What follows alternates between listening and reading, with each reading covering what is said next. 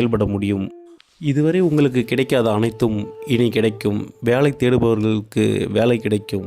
வேலையில் promotion எதிர்பார்த்திருப்பவர்களுக்கு promotion கிடைக்கும்.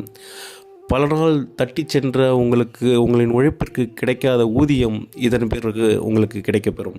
திருமணம், குழந்தை பாக்கியம் குருவின் பெயர்ச்சிக்கு பிறகு நல்ல முறையில் நடந்தேறும். 2026 வருடம் முழுவதும் ராகு மற்றும் கேது பகவான் இவர்கள் இருவரும் கும்பம் மற்றும் சிம்ம ராசியில் சஞ்சரிக்கின்றனர். மகர ராசிக்கு 2ஆம் வீடான கும்பராசி மகர ராசி நேயர்களுக்கு குடும்பஸ்தானமாக வருகிறது. இதில் ராகு பகவான் பிரவேசிப்பது அவ்வளவு நல்லதல்ல.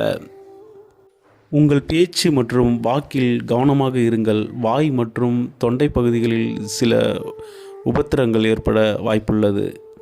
கேது பகவான் 8ஆம் இடமான சிம்ம ராசியில் சஞ்சரிக்கிறார். வாகனங்களில் செல்லும்போது மிகவும் கவனமாக செல்லுங்கள். எப்பொழுதும் நிதானத்துடன் செயல்படுங்கள். உடலில் ஆசனவாய் பகுதிகளில் சிறு சிறு பிரச்சனைகள் ஏற்படவும் வாய்ப்புள்ளது.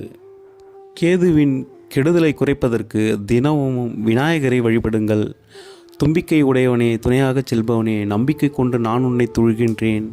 இப்புவியில் அன்றாடம் எனக்கு வரும் பிரச்சனைகளை தீர்த்து வைக்க இன்பமுடன் எழுந்து வா கற்பகமே என்று அந்த கஜமுகனை போற்றி பாடுங்கள். தினமும் காலையில் விநாயகரை வழிபட்டுவிட்டு பிற காரியங்களை மேற்கொள்ளுதல் மிகவும் நல்லது. உங்கள்